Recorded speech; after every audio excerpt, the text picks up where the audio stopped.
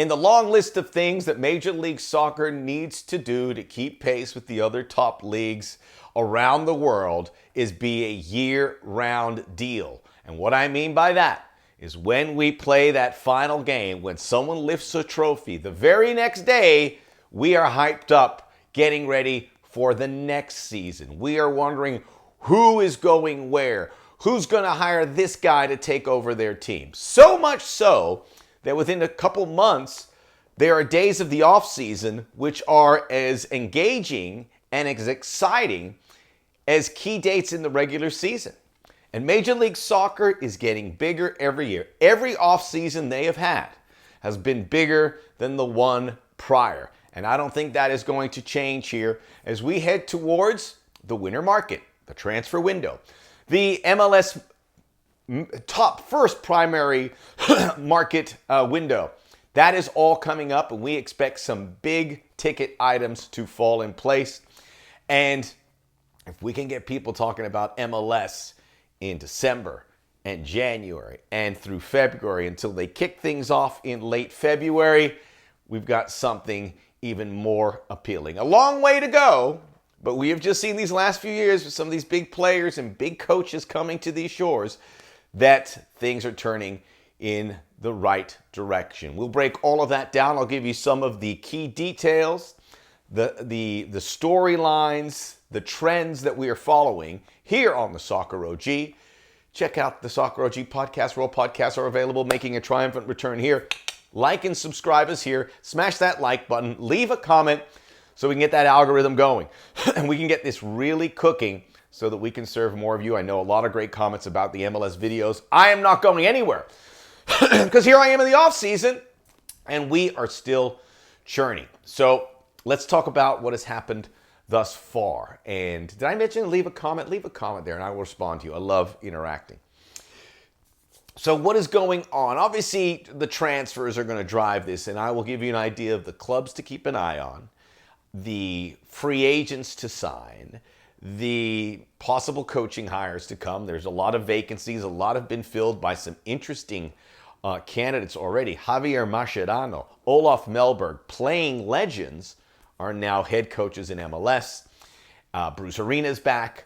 This is all good, right? There are clubs that have struggled, like a San Jose, like a New England, like a Nashville, which are not satisfied being in the position they are. They know they have to spend money. They got to get active so they can keep up with the Joneses. And the top teams in a league with a salary cap have to find creative ways to stay there, find loopholes or whatever is possible to maintain that standard, because it's difficult. Something the Galaxy will find, just like the Columbus Crew and LAFC did in prior years, the Sounders, the TFC, when they were successful. We're not getting a change in the salary cap, not yet anyway, but there are creative ways to do it, and there are some apparatus that can help these teams. But there's a lot going on. And now, in the big picture of the business of MLS, I'm going to start with the selling of players, and we'll focus on the under-22 initiative because something is happening now that we have never seen, and it is a game changer. And I often talk to people who may be new to the game or are into the game or following a team. Take example, Real Salt Lake last season. They were the best team in the West. And in the middle of it all, they sell their star player, Andres Gomez. And if you're a fan of RSL, you're like, what the heck? Granted, that sale kind of put their season sideways. That sale, set them off in the wrong direction. But I can forgive them for it, because what is ultimately extremely important for the growth of the league, so that we're better today than we were yesterday, we'll be better tomorrow than we are today, is being a proper selling market. And what does that mean?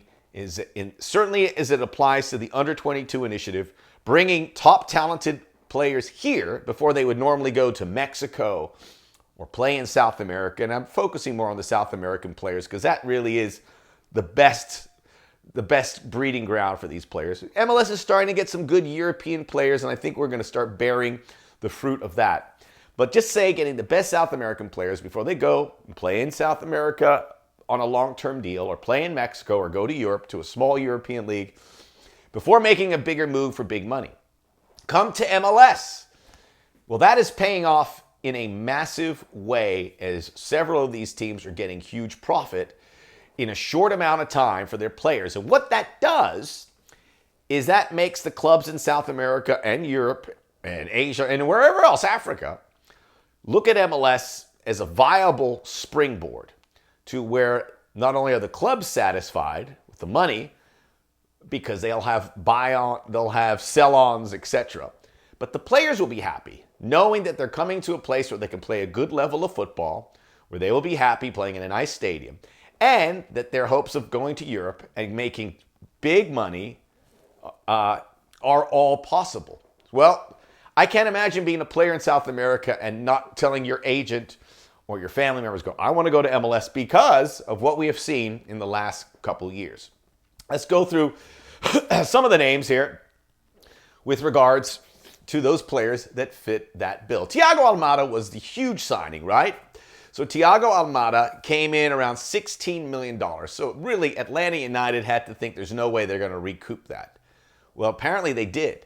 When they sold him to Botafogo in Rio de Janeiro, who just won the Copa Libertadores and the Brasileiro, so that move is being celebrated for that long-suffering club, and we're hearing probably around $21 million. So they were able to have Thiago Almada get that money, sell him for a profit, and now he's at Botafogo, and he'll probably end up in Europe pretty soon. Thiago Almada's happy.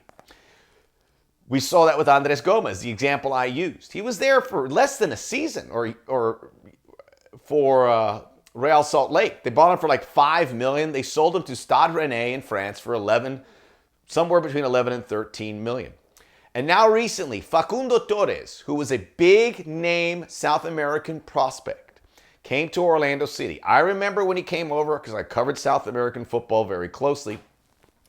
Top Uruguayan guy out of Peñarol. A lot of European teams wanted. He goes to Orlando City. He plays, successful. He's happy there. And now he has made this huge move around $12 million to go to Palmeiras, the top team really in South America. So, I mean, Brazil's a great country to be doing business with, and we're seeing that more often as well with MLS, which is great. Because if you can get players going that way with the Brasileiro, you're going to be in good shape because there's so much talent there. There are so many clubs. Facundo Torres, the latest and greatest example. But these are not isolated incidents.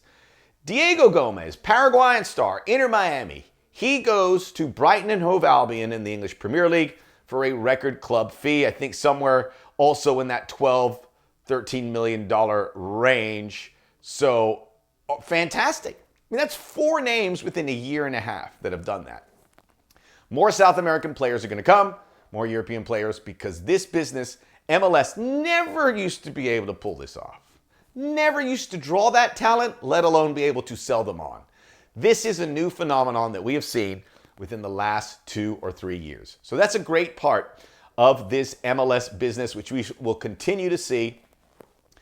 All 30 MLS clubs, and we'll talk more about the MLS season because with the new San Diego FC and there's all this business, there's a lot of competitions, the CONCACAF Champions Cup, there's the Leagues Cup, there's the US Open Cup, there is the Club World Cup where MLS will all be participating in. So, with regards to the young under-22 initiative, it's working. And I think we'll see more of those players start coming. Gabriel Peck, who just won a championship with the LA Galaxy, might be at the top of that list. He's been in MLS for 1 year, coming from Brazilian football, Vasco da Gama. And now we're hearing that Liverpool and Arsenal are battling to sign him.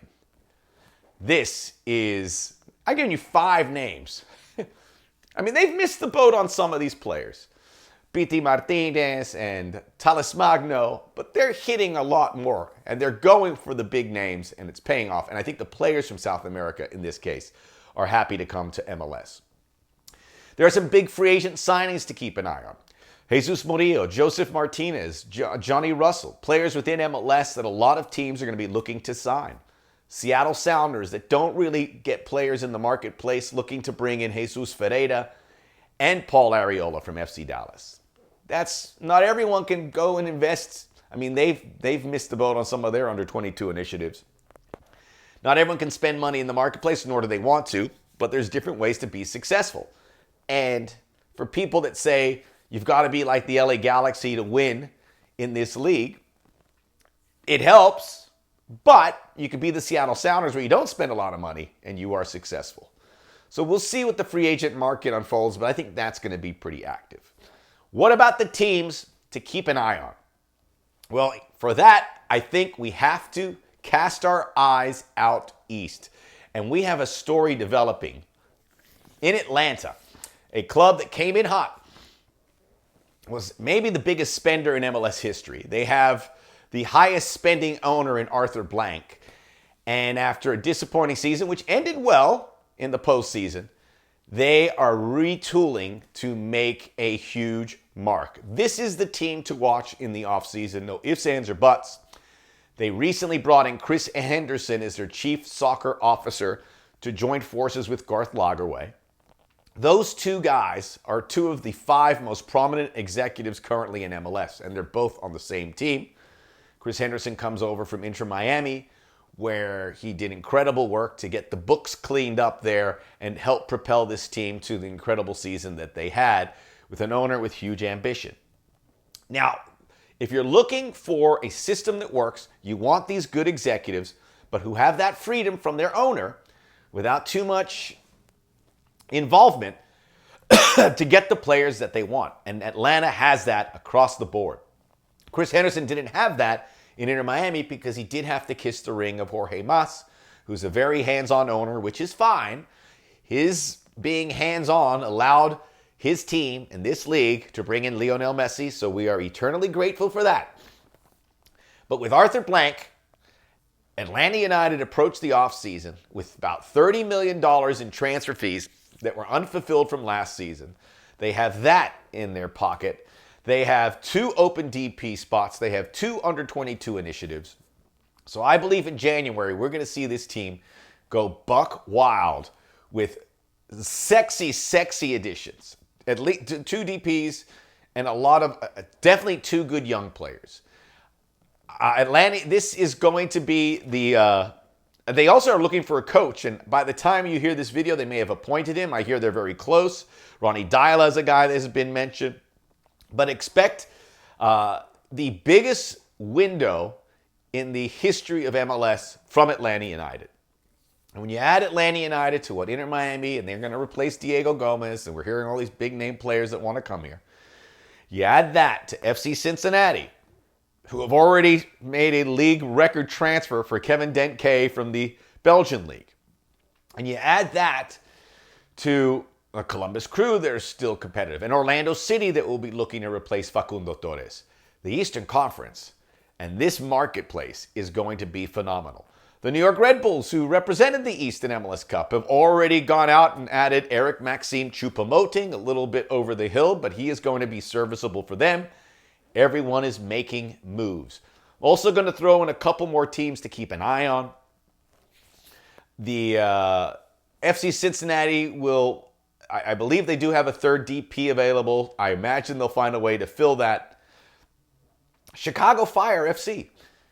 And much like we have seen with Atlanta United, an owner who likes to spend, who gives his executives freedom, I think you're going to see that with Chicago because you have host Joe Mansueto, who's going to build a new stadium on his dime in Chicago. And he has Greg Berhalter. Greg Berhalter is not the 2-headed executive monster that Atlanta has, but he's a guy who's had success here. And I'm sure they're going to bring in a lot of consulting and a lot of help to fill out their coffers the right way. Possibly 2 new DPs if they can shed Gaston Jimenez, which I think they'll be able to do because they have an owner who's looking to do it. Big-time owners. We have so many in MLS. When you think of Arthur Blank, Mansueto, Phil Anschutz, big, impressive ownership groups across the board. Charlotte FC to a lesser degree because they, like Cincinnati, we saw this team try and get a big signing in the summer. It didn't fall into place, but they're going to try again, and they do have some wiggle room to get a a second DP, possibly third DP in the coffers for a team that had a nice playoff run in 2024. In the West, LAFC will always be creative. You've got to keep an eye on them. Maybe we finally get Antoine Griezmann coming in. I wouldn't rule against it. And then you have San Jose with Bruce Arena. Now, they have an owner, not with the deepest pockets, but Bruce Arena has already shed a lot of roster, and he is going to be looking to be pretty bold here. You don't bring Bruce Arena to half measure it if you are the Earthquakes. They'll be big. And then I would finish that with San Diego FC, who have a clean slate, who have added Irving Lozano as a DP. I am pretty sure they'll add another big DP, possibly a third, in this offseason to have someone to get people really excited for this new club who do have an owner with very, very deep pockets in Mohamed Mansour. It's a lot of clubs that you would want to keep an eye on. And keep an eye on the incoming under-22 initiatives, because that is a game changer for this league. And keep an eye on Atlanta United, Soccer OG. Check out the Soccer OG podcast. Like and subscribe us here. Hit that like button. We'll be back again. Happy holidays to everybody.